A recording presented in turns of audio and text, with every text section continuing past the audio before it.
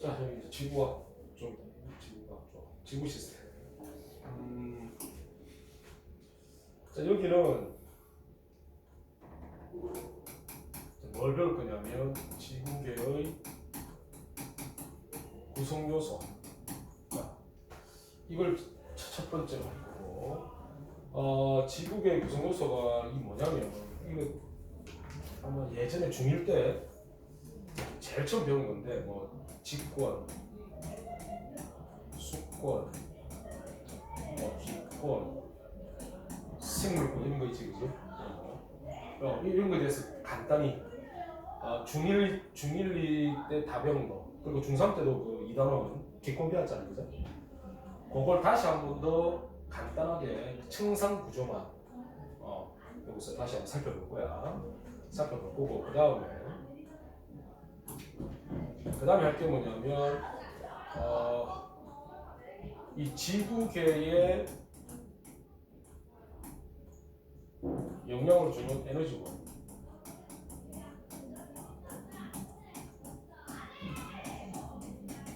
이런 에너지원은 어떤 게 있으며, 그 다음에 물질 순환.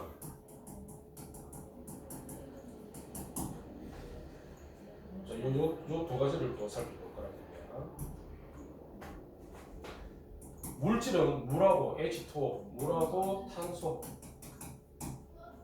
이런 물질이 직권, 수권, 기권, 생물권 이런 걸 통해서 물질 순환한다는 거야. 순환. 그리고 에너지원.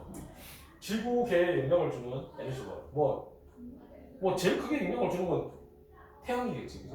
태양 에너지 이거겠죠. 근데 그거 말고도 더 있어. 그래서 그거에 대해서 또 우리가 배우고, 그다음 이제 여기 이제 제일 마지막에 이제 제일 중요하지 여기서 판구조론을 배우는 거야. 판구조론. 왜 지진이나 화산 이런 지각 변동은 왜 특정한 지역에서만 일어날까? 그거를 이제 이론으로 만들어 놓은 게 바로 판구조론이고, 중1 때는 그냥 조금만 언급을, 진짜 약간만 언급을 했던 부분인데, 요걸 이제 정리를 싹 한다는 거야. 이제 요거를 판 구조론으로. 그래서 크게 이렇게 세 가지를 그렇게 이제 배운다.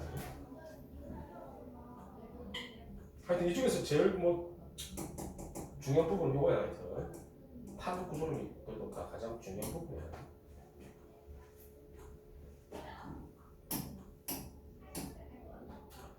자, 그럼 이제 제일 처음 지구 시스템의 구성 요소.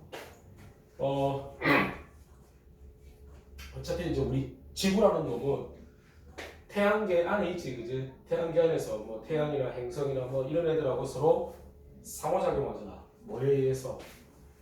이 중력에 의해서, 그죠? 서로 영향을 주고받는 이런 어떤 역학적 시스템이 바로 태양계고, 그죠?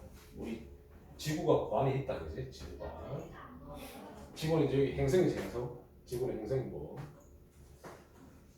위성, 소행성, 해성 다 이제 이렇게 서로 중력에 의해서 영향을 주고받는다. 그럼 지구 시스템은, 자, 요것도 여러 그 요소들을 가지고 있지. 이 지구 시스템이 여러 가지 요소들.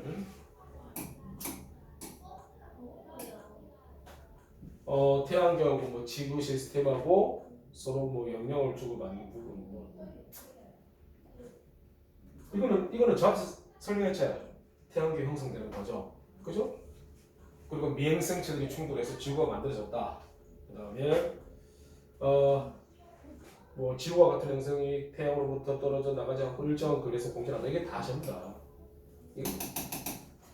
다 중력에 의해서. 예? 태양계 자체가 만들어지는 것도 중요한 요인이 바로 중력이고, 그 다음에 지금처럼 많은 행성들이나 이런 태양 주위를 계속 있게 되는 것도 바로 중력 때문이고, 그 다음에 우리 지구 안에서도 이런 대기 성분들이 우주로 날아가서 지구에 붙잡혀 있다? 중력 때문이고, 그렇지, 그죠? 그 다음에 직권이 여러 개의 층으로 나눠져 있다.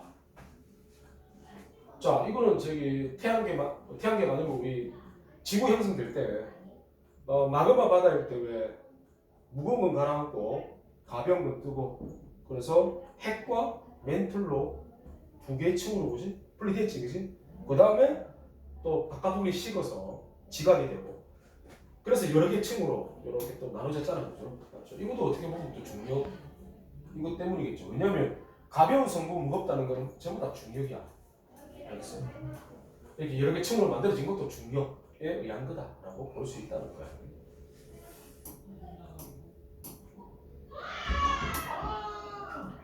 자, 그러면 구성 요소들 누가 있냐면 직권, 기권, 수권, 생물권, 오행권. 자, 이렇게 5가지 구성 요소가 되어 있다. 근데 여기 뭐 외권은 지구 기권, 그러니까 이 공기의 층, 여기 바깥 부분이지. 우주도 우주죠. 여기 우주. 여기를 외권이라고 부르는 거야. 그래서 이 네 개는 이제 우리 지구 안에 있는 그죠? 구성 요소지.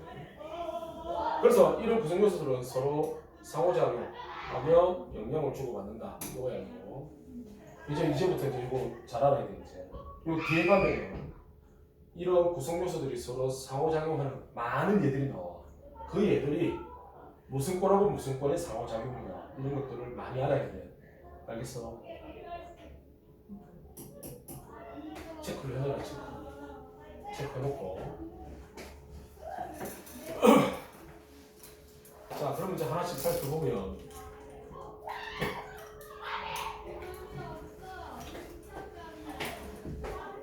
자, 제일 먼저 직권부터 살펴보자.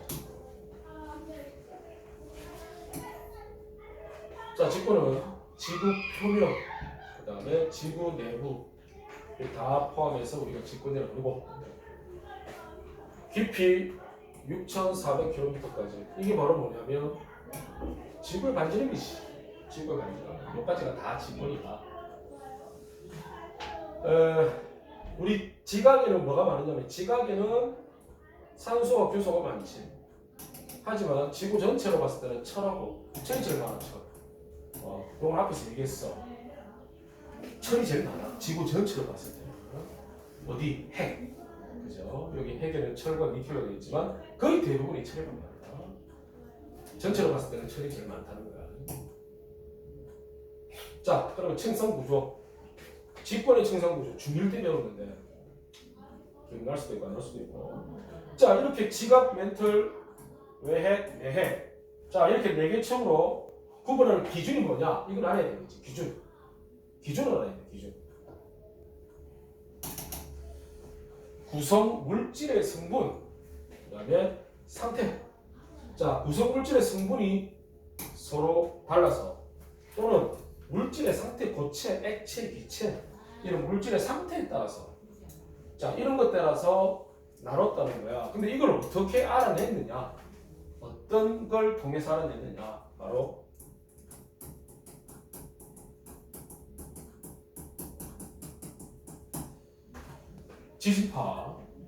지진파의 분석으로 알아냈다는 거야. 지진파의 속도가 갑자기 많이 변하는 지점이 있더라 이거지. 속도가. 그럼 속도가 왜 많이 변하느냐? 구성 물질이 달라서 또는 상태가 달라서. 알겠어? 그러면 속도가 달라지거든. 알겠니? 자, 여기 빛도 그렇고 빛. 그다음에 소리도 그렇고 속도가 달라. 뭐에 따라서 어디를 지나가냐에 따라서. 이걸 중1 때 그 빛과 파동이라고 해서 배운 기억나나? 빛과 파동. 1학년 아마 거의 마지막일 거야 아마. 거기에서 파동이라는 게 나왔잖아. 파동. 그치? 파동.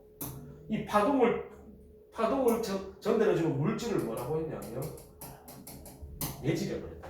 내질. 그치?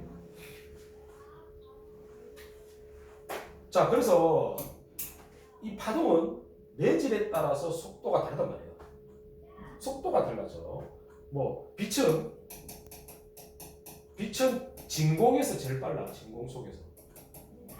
그 다음에 기체소, 기체. 그 다음 뭐 액체. 그 다음 고체라고 해요. 빛은. 근데 소리는 달라. 소리는 오히려 고체에서 제일 빨라. 그 다음 액체, 그 다음 기체야. 소리는. 그러니까 매질에 따라서 속도는 다르다. 그러니까 지진파도 마찬가지라는 거야. 알겠어요? 이 속도가 지진파의 속도를 분석한다. 이걸 분석을 해보니까 갑자기 많이 변하더라. 그러니까 성분이 다르거나 상태가 다르다. 그럼 이건 나눠줘야지. 안 그래, 그죠? 서로 다르니까. 그래서 이런 걸 분석을 통해서 알아냈다는 거지. 이 분석을 통해서. 그래서 네 군데가 있더라는 거죠. 그러니까 세 군데가 속도가 많이 차이 나더라. 그래서 네 개 층으로 구별을 하더라. 특히 이제 속도가 많이 변하는 데가 바로 상태가 바뀔 때야. 상태. 이때가 엄청 많이 변해. 알겠니?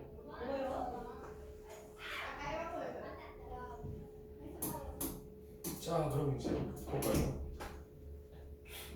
자, 크게 네 개 층으로 나온다, 그지? 지각, 멘틀, 외핵, 내핵. 야, 이건 핵이면 핵이지. 왜 또 두 개가 나눴느냐? 상태가 달라. 여기는 상태가 달라. 성분은 같아. 여기는 둘 다 철과 니켈이야. 다 철과 니켈인데 성분이 다르네. 외핵은 액체, 내핵은 고체. 그래서 이렇게 나눠지는 거지. 자, 제일 바깥쪽 지각 가장 얇아. 가장 얇아. 네, 깊이가 약 5에서 35km까지 구간. 해양 지각의 두께가 약 5, 대륙 지각의 두께가 약 35km야. 평균 두께가. 그래서 5에서 35라고 한 거야. 얇아요. 요 해양 지각이 얇아요. 대륙 지각은 두꺼워요. 자, 여기는 규산염 물질로 되어 있는데, 근데 우리가 규산염 했을 때 그때 광물들이 몇 가지가 있었잖아요, 그지? 뭐 석영, 장석, 휘석, 각성석, 감남석 이런 게 있었지, 그지? 자, 근데 대륙지각은 주로 이제 뭐로 되어 있냐면 이거는 화강암질이야. 화강암질. 해양지각은 현무암질. 그러니까 화강암질은 규산염 광물이 적게 이거는 많이 분포되어 있어. 많아. 여기는 규산염 물질이 광물이 많이 있어. 근데 현무암질은 적게 있어. 상대적으로. 알겠어요? 왜요? 왜요? 요거는 저 마그마하고도 상관이 있어. 마그마. 그 마그마가 식어서 된 부분이기 때문에. 그죠? 현무암질 마그마, 화강암질 마그마 속에는 그런 어차피 광물이 녹아서 광물들이 굳어서 이게 암색이 되는 거거든. 그런데 현무암은 색깔이 시커매. 시커하다는 얘기는 색깔이 어두운 색의 광물이 많이 포함되어 있어. 알겠어요? 규소나 산소가 많이 포함되어 있는 이런 광물들은 석영장석이야. 이 석영장석이 많이 포함되어 있으면 밝아. 근데 뭐 휘석부터 해서 휘석, 뭐 각성석, 감남석, 흑은목 이런 것들은 어둡거든. 그래서 이렇게 밝은 색을 띠는 이런 석영장석이 많이 들어가 있는 게 화강암질. 그다음에 요건 조금 적어. 대신에 그러니까 이쪽이 상대적으로 요 화강암질보다 더 많이 들어있다는 거야. 그래서 색깔이 어두워. 현무암질. 그러니까 구성 성분이 좀 다르지. 성분 달라요.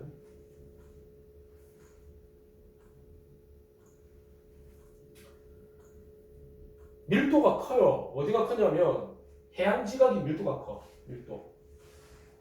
요거 밀도를 알아.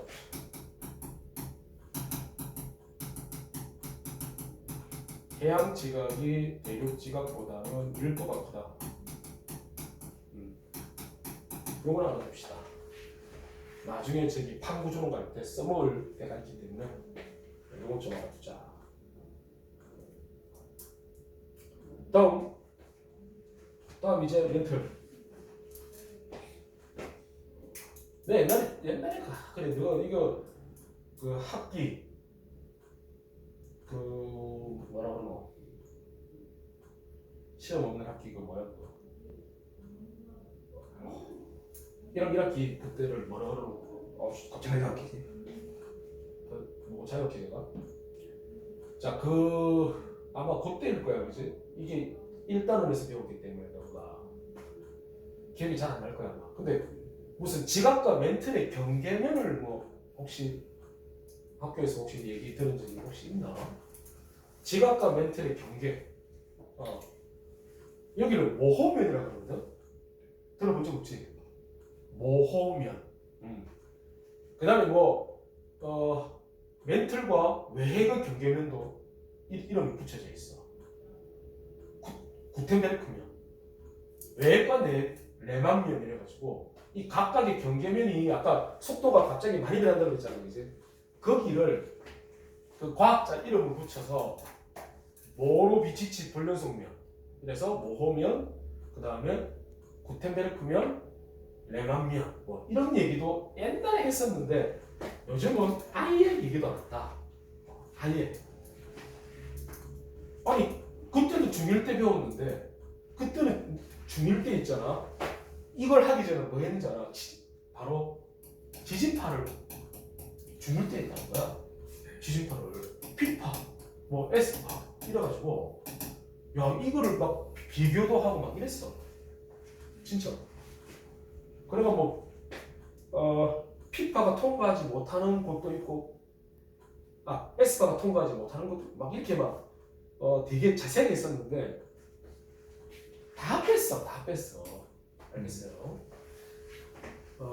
그래서 쉬운 부분만 남아있다는 거야. 지금 진짜.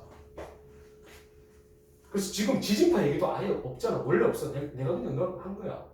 알겠지? 얘기 안 해. 지진파 얘기를. 그러니까 나는 했으면 좋겠는데 안 해. 조금 어렵다 싶은 거는 안 해요. 그러니까 너무 쉬워진 거란 말이야. 너무 많이 떼. 그러다가 이제 갑자기 고등학교 한 2학년 가면은 시급하는 거야. 오이씨 뭐야? 이거 저기 배운 거 같은데 이건 또 무슨 얘기야?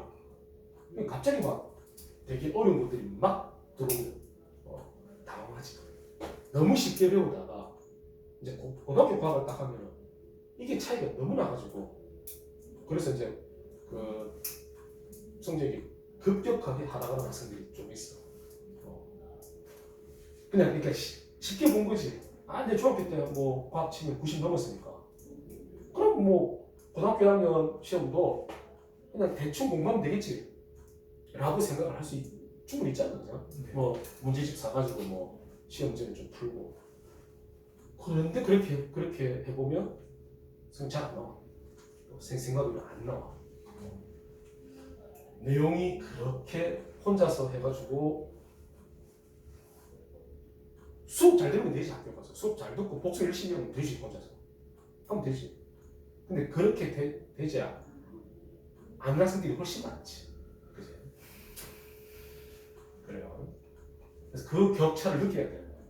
이 고등부. 그래서 내가 설명을 조금 더 해주는 거야. 자, 그 다음에 멘틀은 중요한 특징이 이거야. 제일 많이 차지한다는 거야. 지구 안에서 내부에서 가장 많은 부피를 차지하는 게 멘틀이다. 멘틀은 감람음질. 자, 멘틀은 또 감람음질이야. 감람음질. 그래서 대륙지각은 하강음질, 해양지각은 현무암질. 멘틀은 감람암질로 이루어져 있다. 그래서 또 속도가 달라요. 그 다음에 또 이 멘틀은 일부 고체 상태지만 일부 여기 다 지금 고체 이게 다 고체야. 일부가 뭐냐? 일부는 유동성이 있어서 대류가 일어난다. 우리가 이거를 멘틀 대류라고 그러거든. 멘틀 대류 이게 되게 중요하다. 이게 그 판구조론 가면은 엄청 중요해. 멘틀 대류라는 게. 그리고 그 일부라는 곳이 어디냐면은 이게 연약권이라고 해요. 연약권. 한 400km 정도 깊이까지를 연약권이라고 그러고 이 연약권에서 유동성이 있어가지고 대류가 일어난다 이렇게 얘기되는 거야. 아주 위에 있는 상공 멘트 여기를 얘기하는 거죠. 거기가 유동성이 있다. 멘트를. 그 다음에 이제 외핵, 내핵. 이거는 이제 액체냐, 고체냐. 야, 근데 신기하잖아. 아니, 여기는 액체인데, 왜 그 안에는 또 왜 또 고체일까, 그죠? 그렇죠? 액체는 다 액체야지. 압력이 높아서. 이 압력이 높으면 물질의 상태가 변할 수 있어. 네. 기체를 압력을 세게 가하면 액체가 돼요. 우리 그 버스 있지, 시내버스. 시내버스에 CNG라고 표현되어 있어. CNG. 천연가스야. 천연가스인데 LNG가 있고 CNG가 있어. 둘 다 천연가스인데 둘 다 액체야.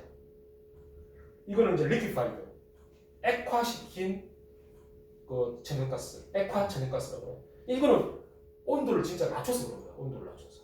알겠어요? 요 천연가스 메테인이라고 그러거든. 메테인.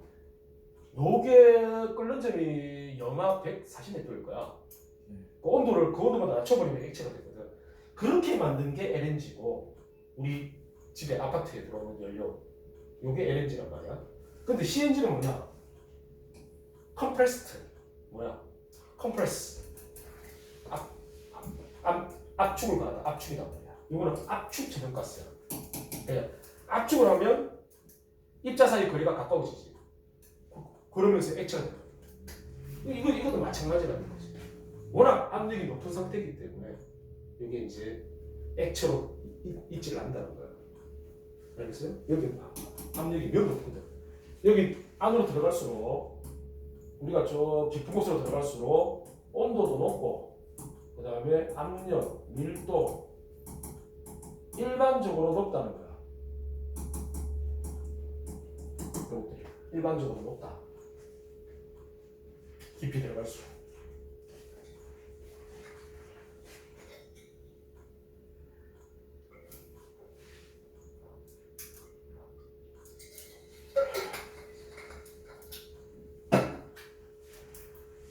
그다음 요 외핵이 여기 또 어떻게 보면 신의 한 수야.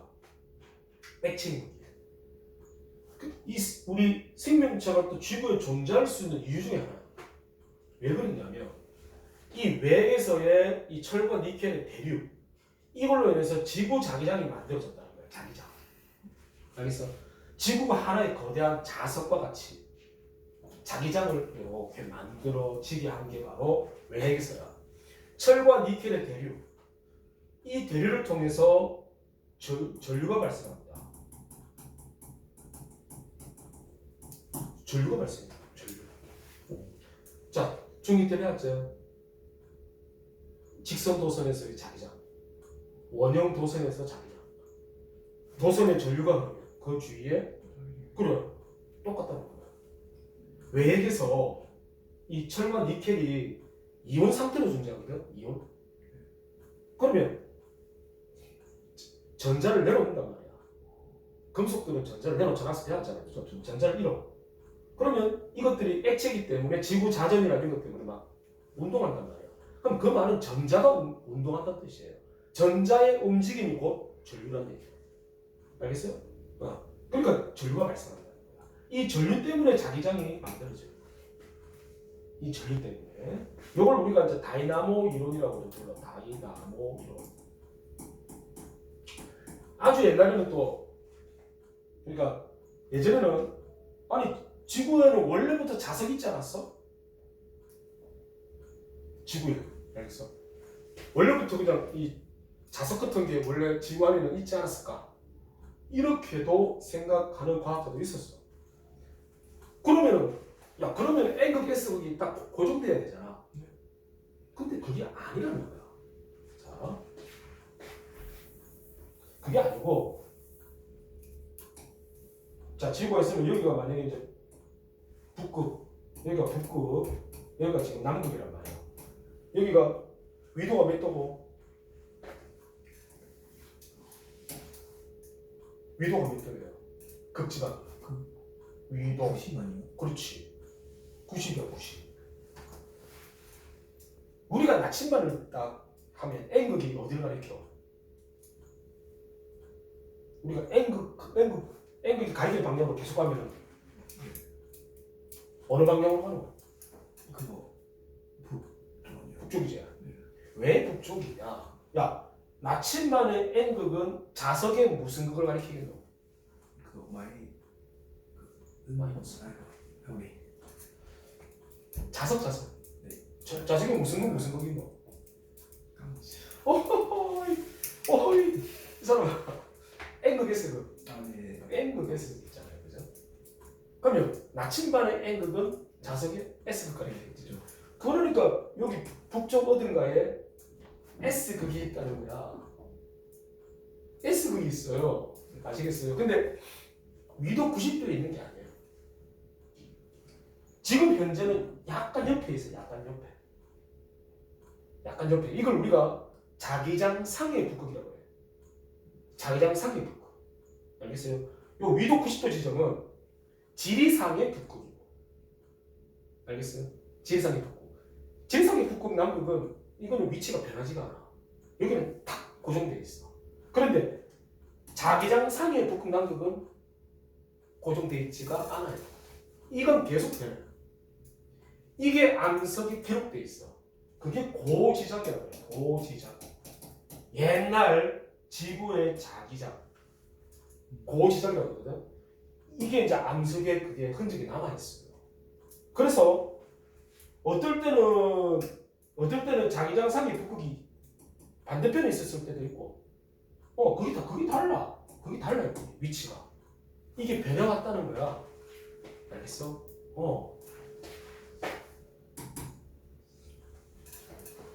그러니까 이게 외계에서의 어떤 운동이 이런 자기장 상의 북극, 남극의 위치를 조금씩 변화시켜 왔다는 거야. 그 오랜 기간 동안에. 지금 현재의 이 지구 자기장 이걸 우리가 이제 정자극기라고 그러는데 지금 현재가 정자극기라고 해요. 정자극기. 지금 이쪽이 지금 S극이고 여기가 N극. 이게 정자극기. 그럼 과거에는 거꾸로 역자극기라는 시절도 있었고 또 정자극기, 역자극기 이게 막 이렇게 반복되는 상황이 많이 있어 왔다는 거예요.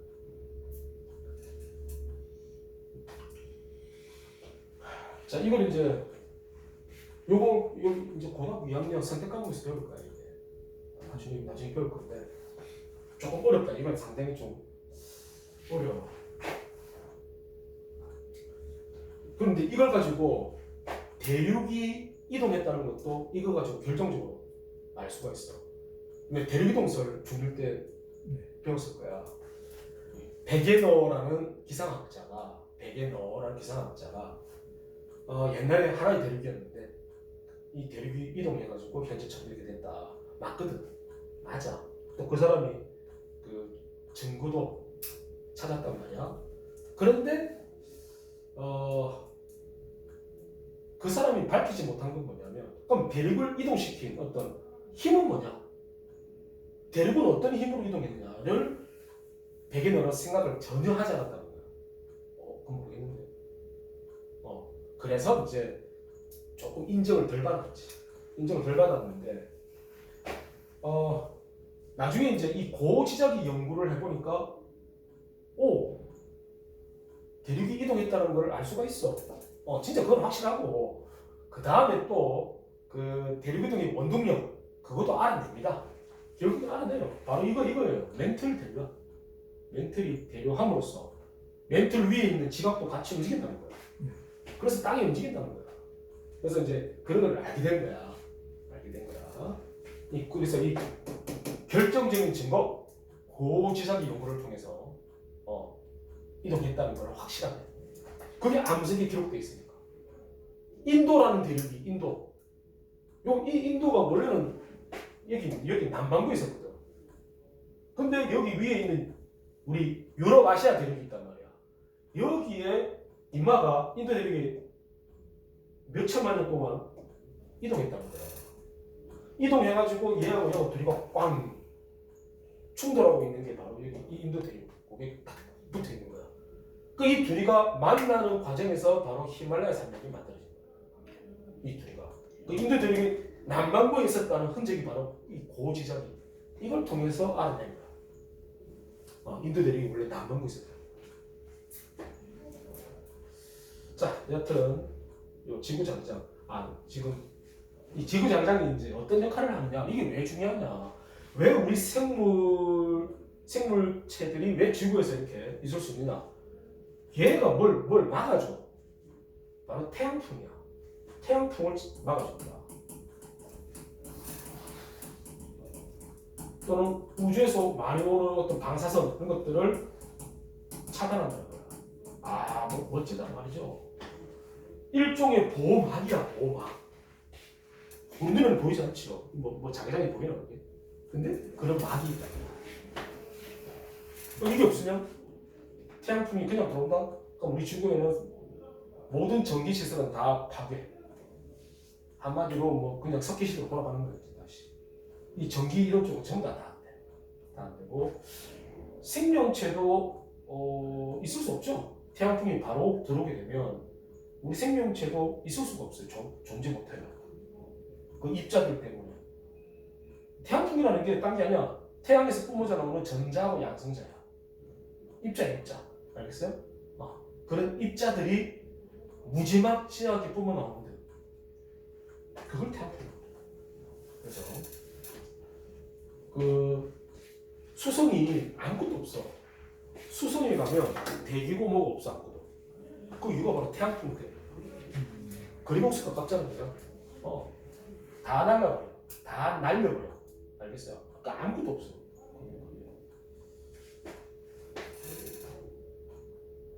자, 그러니까 이게 신의 한 수지. 외액이 그래도 액체인 부분이 있었기 때문에 전류가 발생하게 되고 이 전류 때문에 자기장이 만들어지고. 이게 그러니까 지구에 생명체가 살 수 있는 환경들이 희한하게 이런 조건들이 맞아 들어갔던 거야. 응? 진짜.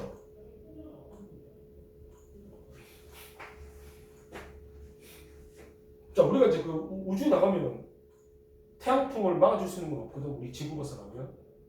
그러니까 이번에 그 아르테미스 2호라 그래가지고 사람을 태워가지고 달에 이렇게 갔다 왔었잖아. 얼마 전에 갔다 왔거든. 달에 착륙한 게 아니라 이렇게 몇 바퀴 돌고 왔어. 달을. 사람을 태우고. 그러니까 사람을 태우고 가는 거는 이제 두 번째가 아니지. 옛날에 아폴로 11호, 12호, 13호, 14호, 15호, 16호까지 이래가지고 총 한 6번인가 갔다 왔어. 그 이후로 이제 한 50년 만인가? 50몇 년 만에 다시 달을 갔다 온 거지. 근데 달의 뒷면까지 간 거야. 달 뒷면까지 갔어요. 그 말은 뭐냐면 인류가 지구에서 가장 멀리 간 게 바로 이번이야. 왜냐면 옛날에 아폴로 그거는 달의 앞면에 있었거든. 앞면 쪽에 있었어. 근데 이번에는 달 뒷면도 이렇게 갔기 때문에 사람을 태우고서는 가장 멀리 갔다는 거야. 그럼 여기 지금 아르테미스 이제 2호, 3호, 4호, 5 이래가지고 계속 이제 달에 가서 기지를 만들 생각을 하고 있거든.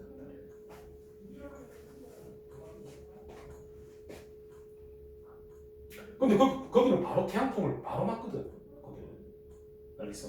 보호막이 없어. 그런 데가. 그러니까 뭐 우주복이라든지 또는 우주선 이런 것들을 다 차단해줘야 돼. 그러니까 조심해야지. 그리고 이 우주라는 환경이 그래서 극한의 환경이라. 극한의 환경. 자, 됐죠? 그다음 직권의 역할. 이 직권의 역할. 생명체에게 서식 공간을 제공한다. 맞지, 그죠? 직권에 많이 살지 생명체가. 그다음에 생명 활동에 필요한 다양한 물질을 공급한다.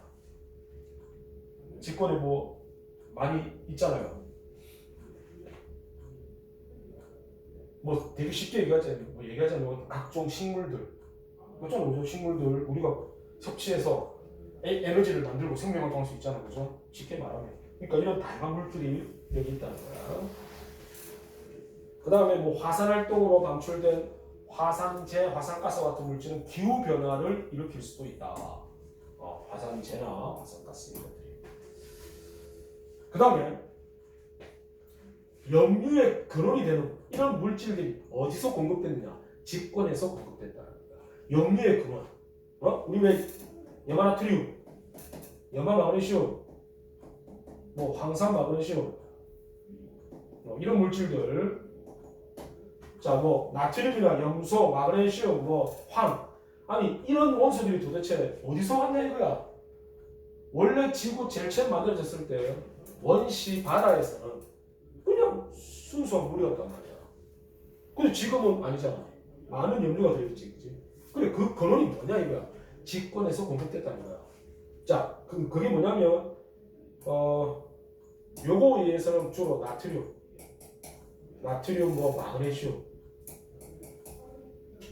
또는 뭐 칼슘이라든지 이런 것들은 지표에서 주로 공급됐고, 해저 화산 활동으로 공급된 거는 염소, 염화이온, 황화이온 이런 것들은 해저의 화산을 통해서 공급이 된다.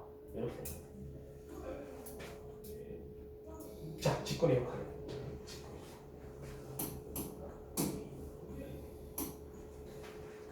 그리고 다 있지.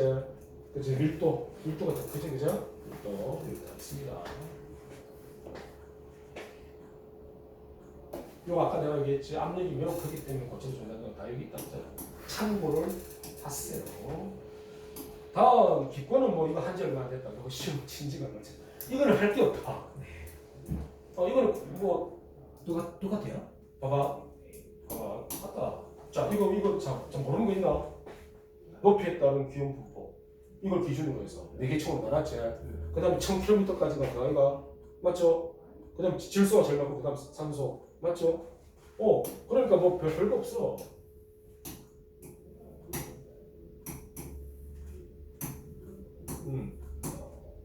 대립권, 중앙권, 상층권, 중앙권 10권. 자, 여기까지 별거 없지, 그지? 자, 똑같아. 뭐 똑같아. 할 게 없어. 할 게 없다.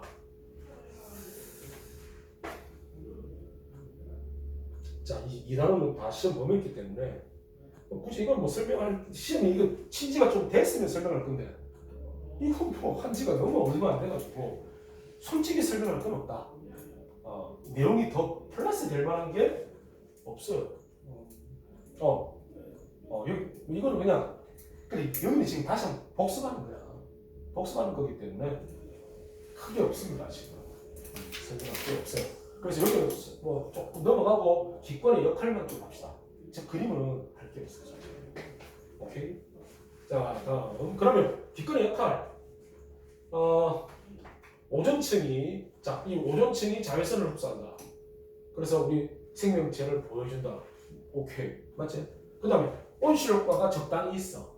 이 온실 효과가 적당히 있기 때문에 생명체가 살기 적합한 온도를 유지할 수 있다.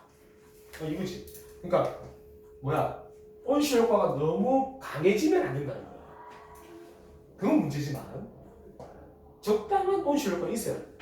그래야지 생명체가 살기에 적합한 온도가 될 수 있다는 거야. 이걸 우리가 지구의 보온, 지구를 따뜻하게 보호해준다는 거야. 이런 역할을 하게 되는 거죠. 그 다음에 생물의 호흡과 광합성이 필요한 산소와 이산화탄소를 공급한다. 이건 너무 중요한 활동이지. 안 그래요? 호흡과 광합성 없으면 모든 생명체는 존재할 수 없어요. 이 활동이 일어나야 돼. 그럼 꼭 필요한 게 뭐냐? 이 기체들이 꼭 필요해. 이걸 공급해준다는 거잖아. 너무 중요한 역할이지. 그 다음에 우주에서 오는 유성체를 막아준다. 중간권이라든지. 여기서 이거 막아주지? 그 생명체 보호하지. 이게 기권의 역할이야, 역할. 그렇죠. 자, 수권도 중2 때 배운 거라서 뭐 그렇게 어렵지는 않지. 자, 수권. 해수, 빙하, 지하수, 강, 호수 이걸 우리가 다 수분이다라고 얘기하고 대부분은 뭐다? 해수가 대부분이죠. 97.1%. 그 다음이 육수, 육지의 민물인데 그 중에서 제일 많은 게 빙하, 지하수, 강호수죠. 요것도 이제 배웠다 그죠? 요거 1등, 2등, 3등 얼마 안 되지? 그지? 자, 이 중에서 우리는 이제 해수의 청산 구조를 우리는 배웠단 말이죠. 해수의 청산 구조. 환합층, 수온약층, 심해층. 기억나지, 그지? 환합층, 수온약층, 심해층. 수온 분포가 다르네. 자, 환합층은 수온이 일정해. 깊이 들어가도 수온이 일정하단 말이야. 수온약층은 수온이 하강하죠. 수온이 쫙 하강합니다. 심해층은 또 수온이 일정하네.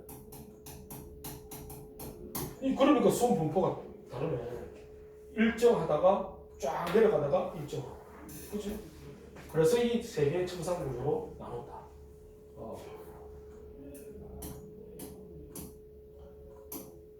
자, 이 그림도 아마 잘 알죠, 그렇지? 자, 이 해수의 수온에 영향을 주는 요인은 당연히 태양 복사 에너지겠지, 그렇지? 일단 기본적으로 태양 복사 에너지야, 태양 복사 에너지.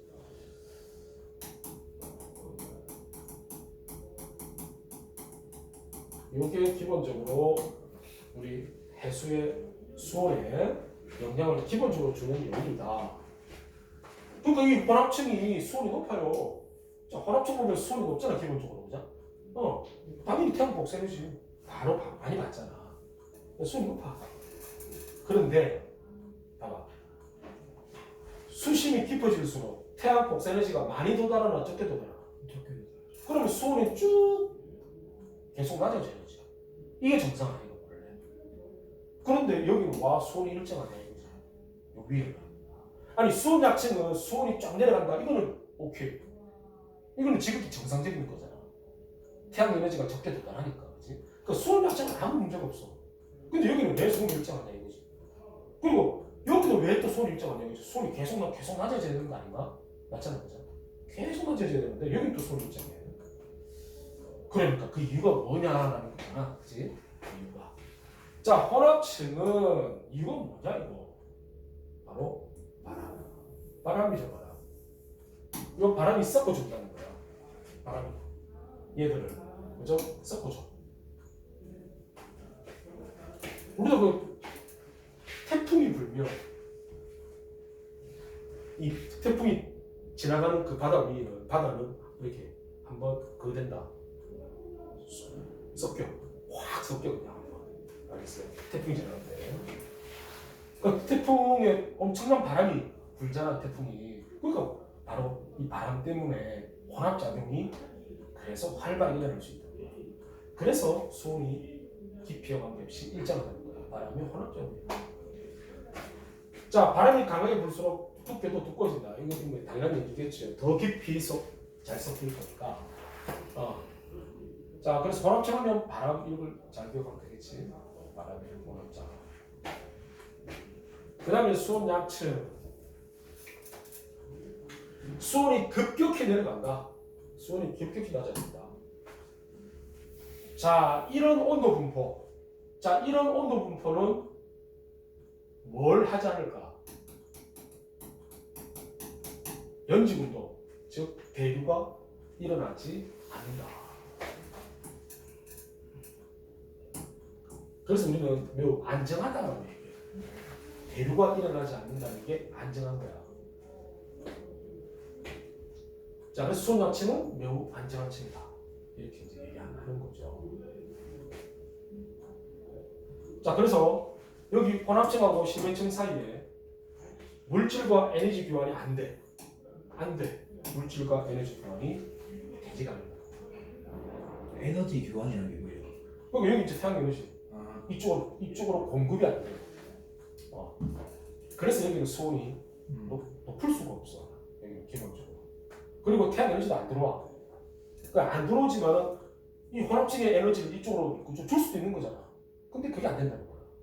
여기 에너지를 주려고 하면 여기서 뭐가 일어나야 되냐면 활발하게 연직으로 일어나요. 네. 근데 그게 안 일어납니다.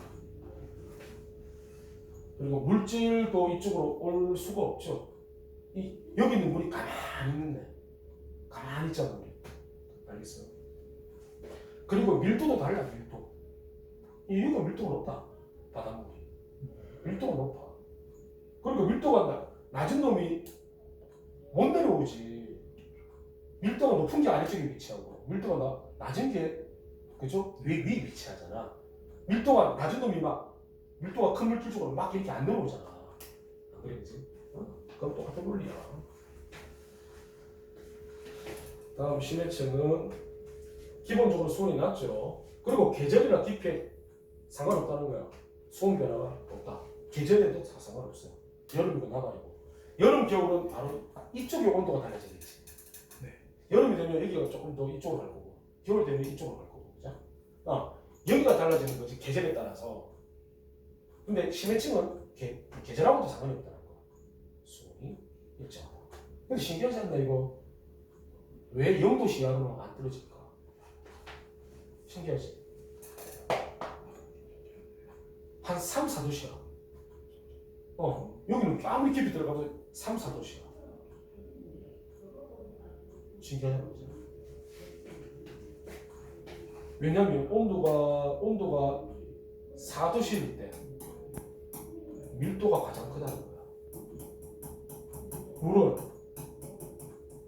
이건 물만이 가지는 특이한 성질이야. 물은 밀도가 4도씨일 때 가장 크다는 거야. 그러니까 이 지금 심해층의 물의 온도가 약 3, 4도씨야. 또 밀도가 제일 크다는 거야. 그러니까 아래쪽이 이렇게 가만히 있는 거야. 그러니까 온도가 더 이상 안 돼. 온도가 떨어지면은 밀도가 커져 오히려. 밀도 커지면 위로 올라가야 되는데 안 올라가. 시간이 안 올라가. 그러니까 온도가 더 이상 안 떨어져. 그리고 온도가 떨어질 여유는 없다. 일단 4도씨 그보다 더 낮게는 온도가 떨어질 요인이 없어. 왜냐면 또 온도가 또 더 내려가려고 하면 어딘 이 물 자체가 에너지를 뭔가가 흡수해야 돼. 다른 뭔가가. 근데 없어요. 없으니까. 여기는 태양 에너지가 안 들어오니까 이제 온도가 이제 이 정도까지. 그리고 밀도가 제일 크니까 한 3, 4도까지 온도가 내려가고 더 이상은 잘 안 내려가더라. 자, 이게 이제 심해층입니다. 근데 우리 아직 심해층에 대한 이런 연구가 아직은 많이 안 돼 있어. 심해 연구, 심해 탐사. 심해 탐사를 뭐에 비유하는지 알아? 우주 탐사에 비교한다는 거야. 그만큼 어렵다는 거야. 왜 어렵겠노? 수학. 그렇지. 수학하고 시야가 안 보여. 완전 깜깜해. 이 두 가지죠. 수학하고 시야. 시야야 등으로 밝히면 되니까. 문제는 압력이죠. 수온이 10m 내려갈 때마다 1기압 아이가 없잖아. 그러니까 2000m, 3000m 몇백 기압. 그러면 된단 말이야. 1000km 들어간다? 아니, 1000m 들어간다? 1000기압이야, 1000기압. 와, 이거 완전 그 1000기압이라는 그 압력을 견뎌낼 수 있는 그런 그러니까 이제 심해 탐사선이라든지 이런 것들도 제작하기가 쉽지 않은 거니까. 근데 들어갔어. 심해 탐사점 이걸 만들어가지고 실제로 들어간 사람이 있어. 자기 혼자만 들어갔어. 이 사람은 자기가 돈이 워낙 많아가지고 자기가 선수 내돈내산 해가지고 그 사람이 영화 아바타 이 아바타를 제작한 제임스 카메론이라는 아바타를 제작한 감독이야. 옛날에 감독이었어. 이 사람도 유명한 영화를 많이 감독한 사람이야. 근데 이 사람이 아바타를 전부 다 이 사람이 제작을 했거든. 제작했다는 얘기는 돈이 되게 많다는 거야. 이 아바타 그거 보면은 왜 최근에 나온 게 뭐지? 물의 길이가 물의 길 이거 요게 최근에 나왔나? 물 속에서의 어떤 그 이제 얘기가 나오는데 나왔다. 그러니까 이 사람이 이제 심해 바다. 자기는 거기가 좀 알고 싶은 거야. 어떤 영감을 얻기 위해서 이 영화에 대한 영감이야. 그래서 마리아나 해구 거기 수심이 몇 미터 되는 거야. 거기 들어갔단 말이야. 이 사람이 자기 혼자 딱 타고 촬영했지.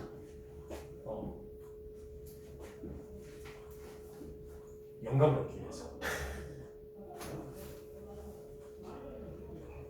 그래가 탄생한 영화가 하여튼 아바타 그 물의 길이라는 그게 이제 탄생했다는 거지 얘기를 하더라고요. 보니까 쉽지가 않죠. 그래서 또 바다가 뭐 좁니 얼마나 넓어 그지? 이들 심해를 이렇게 다 탐사한다는 게 쉽지 않다는 거예요. 그런데 이렇게 깊은 바다에도 생명체는 살더라. 정말 이게 정말 신기한 거야, 그지? 생명체가 어떻게 저 깊은 바다 그 높은 압력 수압을 견디면서 어떻게 살지? 이런 극한의 환경에서 산소가 있을까? 있어요. 여기에 산소 심해층에도 산소가 있어요. 그 산소를 어디서 공급하느냐? 저쪽에 있는 저기 뭐야 극지방 쪽에는 바닷물이 침강하는 곳이 있어. 우리 지구에 3군데가 있어. 그 신기하지? 바닷물이 차가운 바닷물이 염분이 높고 차가운 바닷물이 가라앉아. 그게 가라앉아 가지고 이게 저위도로 쫙 내려간다. 바다에서 내려가 다시 올라온다. 그래가지고 이걸 이렇게 전체적으로 지구 전체를 순환을 하. 지구 전체 순환을 해. 그거 한 번 하는데 1000년 걸려. 1000년 한 번 하는데. 그러니까 거대한 컨베이어 벨트처럼 이렇게 순환한다는 거야. 그래서 3군데 지점에서 바닷물이 침강하는 곳이 있어. 북대서양하고 남극 쪽에 가면 3군데가 있다. 이게 멈춘다. 멈추면 빙하기가 옵니다. 빙하기. 알겠어요? 이게 멈추면.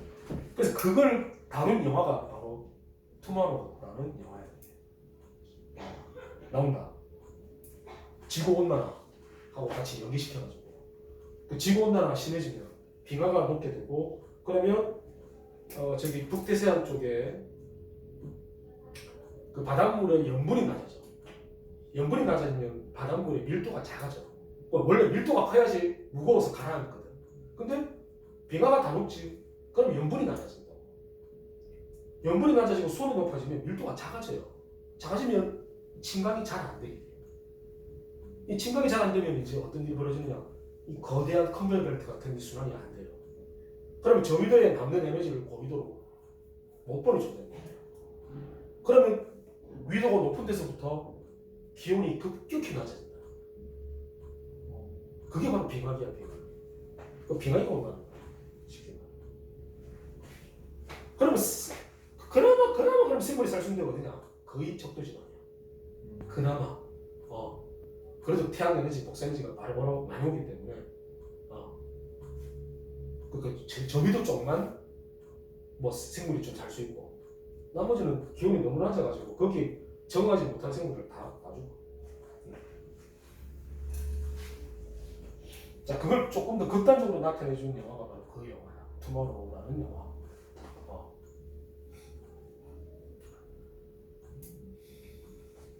그래서 지구온난화의 어떤 심각성을 그 영화에서는 이제 아주 극단적으로 보여주는 거지. 극단적으로. 원래는 그렇게 극단적으로 일어나진 않거든. 여기는 한 일주일 만에 막 그런 현상이 나타나. 근데 그렇게 되진 않거든. 이거는 이제 극적인 효과를 위해서. 그래서 이 바닷물의 순환이 이게 어마어마하게 중요한 거야. 이 순환.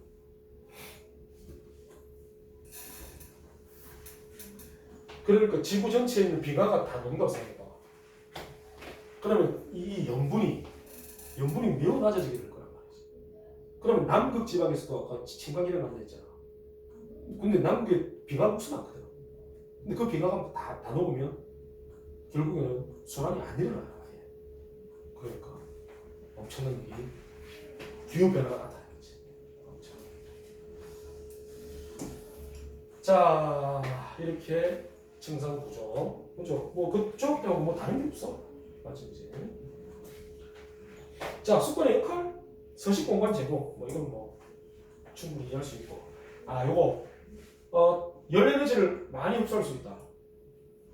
왜? 비열이 커서. 이 바다는 비열이 크다는 거야. 그래서 열을 많이 가둘 수가 있어. 비열이 크다는 얘기는 온도 변화가 적다는 얘기거든. 왜 온도 변화가 적으냐? 열 에너지를 많이 담을 수가 있기 때문에. 그래서 그래. 그래서 지구의 온도를 그나마 일정하게 유지시켜 줄 수 있는 게 바로 바다야, 바다. 그러니까 지금도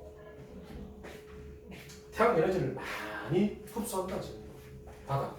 그러니까 수온이 높아진다 이거. 수온이 높아지게 되니까 빙하가 또 높고, 그 다음에 그게 또 영향을 많이 주죠. 지구 온난화 막 같이 막 되고 있다.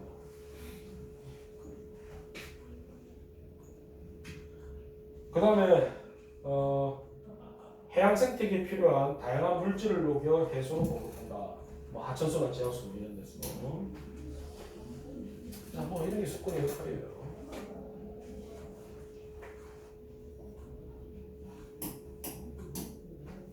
자, 생물권은 할 게 없다 별로. 여기는 별로 할 게 없다 생물권은. 이거는 뭐 이거 생물권이라는 게 층상 구조가 있는 것도 아니고, 맞지? 우리가 중학교 때 생물 파트는 뭐 많이 배웠잖아. 중1, 중2, 중3, 그지? 그래 뭐 생물권에 대해서는 크게 우리가 다룰 건 없어요. 그냥 뭐 생물권은 직권, 기권, 수권에 걸쳐서 분포한다. 요 정도. 뭐 요 정도 하고 가장 나중에 형성되었다. 맞잖아. 우리 지구 형성 과정에서 보면 원시 지각, 원시 바다, 그 다음 생명체. 바다에서 생명체가 되었죠. 그러니까 기권은 그 전에 있었고, 직권, 뭐 기권 이래가지고 그 앞에 있었고, 그 다음에 이제 바다, 생물, 그죠? 생물권이 가장 나중에 만들어졌다. 이런 거죠. 뭐 이런 건 또 그냥 읽어보면 되죠. 광합성과 호흡을 통해서 대기 중에 이산화탄소와 산소의 농도가 변한다. 변화주의. 그 다음에 토양 속 미생물은 생물의 사체나 배설물을 분해하는 과정에서 성분을 변화시킨다. 변화시키겠지. 이거 전부 다 생물과랑 상관이 있는 거니까. 맞지? 나 이거는 별거 없고. 외권도 별거 없어. 외권도 별거 없는데, 일단은 외권 중에서는 우리한테 제일 영향을 주는 건 뭐야? 뭐니 뭐니 해도 태양이라니까. 태양이 지구에 가장 큰 영향을 미친다. 요거 줄 거 놓고. 그 다음에 우리 지구와 외권은 에너지는 교환을 하지만 물질의 이동은 없다. 에너지는 교환한다. 태양 에너지 들어오잖아, 그죠? 우리 지구도 또 에너지를 방출하거든. 그럼 에너지를 교환한다는 거예요. 하지만 물질은 이동이 있고 없죠. 우리 지구에 있는 물질이고 지구 바깥으로 나가나? 중력 때문에 못 나가지. 그지? 그리고 우주에서 뭐 우리 지구로 들어오는 거 그거밖에 없잖아. 유성 이런 거. 맞지, 그죠? 그거 말고는 뭐 없지. 그러니까 거의 없다고 봐야 되지. 맞지, 그지? 하지만 에너지는 필요하다. 그다음에 아까 지구 장력 얘기했지. 요 지구 장력. 그죠? 요 장장 우리 외권에 있어, 외권. 외권에 있다. 외권. 그래서 태양풍이나 유연 우주선을 차단한다. 그리고 외해계 운동으로 형성된다. 이거 아까 앞에서 얘기를 해준 얘기입니다.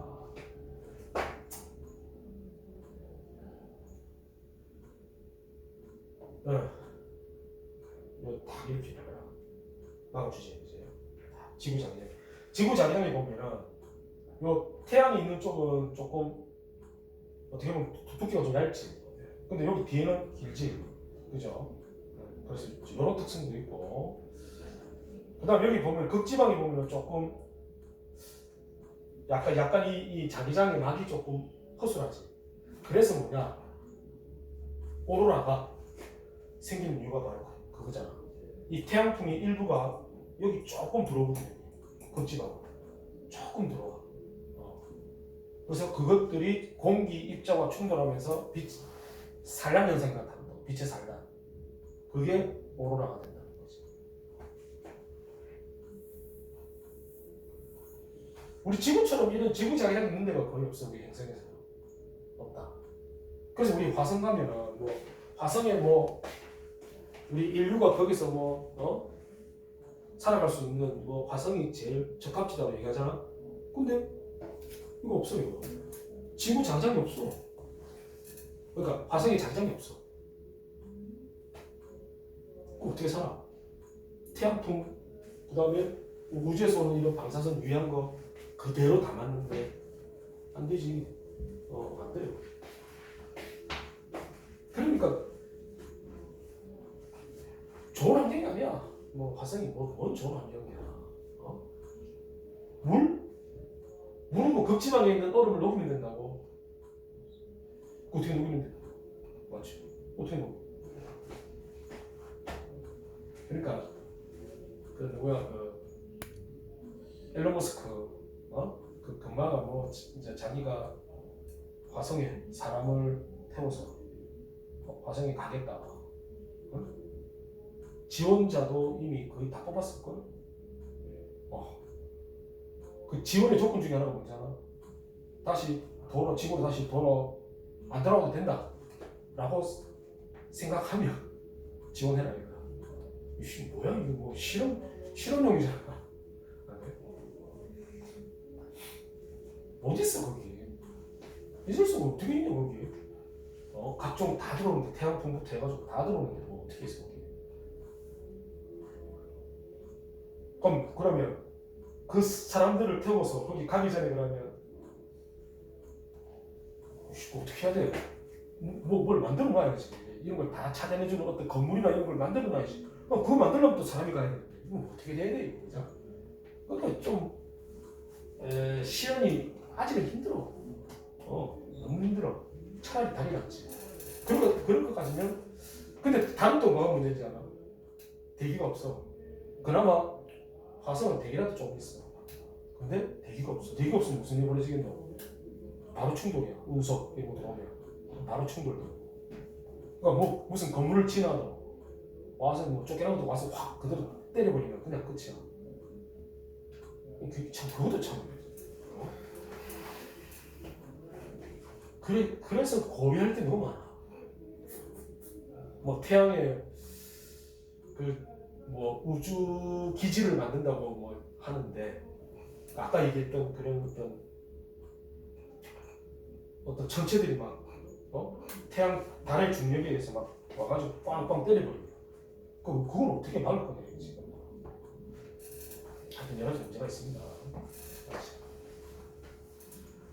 자, 그 다음에 이제 외권에서 특히 아까 여기 봤던 태양이 가장 그죠? 이 태양 에너지가 가장 큰 영향을 준다고 했죠. 뭐 여기 뭐 우리 생물에게는 가장 근원적인 에너지가 바로 태양 에너지야. 그 출발점이 뭔지나 우리 생물에게 태양 에너지는 절대적이다. 왜? 바로 광합성 때문이다. 광합성 때문에 그렇다. 빛이 식물에게 광합성을 하게 하면 광합성 통해서 산소 만들지. 그 다음에 포도당 만들지. 양분. 이 양분하고 산소 누가 이용하노? 또 다른 생물들이 이용하잖아. 맞잖아. 그거 없으면 생물들이 어떻게 살아? 양분이 없고 산소가 없으면 어떻게 살아? 맞잖아, 그죠? 딱 그게 그거야. 광합성. 여기에 빛이 이용이 되고 그때부터 모든 생물들에게는 생명을 유지해서 살아갈 수 있는 그 에너지원이 생기는 거죠. 그게 바로 태양이죠. 그 다음에 어떤 기상현상 이거 다 전부 다 태양이에요. 알겠어? 대기와 해수에서도 전부 다 태양이에요. 거의 99.9% 이상이 태양 에너지가 우리한테 지구 전체에 끼치는 영향이 절대적이라는 거야. 나머지 그 0.몇 %짜리가 나머지 에너지가 두 개가 있어. 그래서 그거 말고는 이게 전부 거의 대부분 에너지.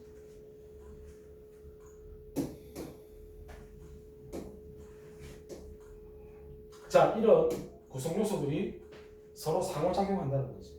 그래서 많은 어떤 이런 자연 현상들 많거든. 이게 무슨 건하고 무슨 건의 상호작용이냐. 그거를 이제 너가 좀 생각을 해서 좀 알고 있어야 돼. 이거 뭐 일일이 다 설명 못해요. 저 많은 걸 다 어떻게 설명?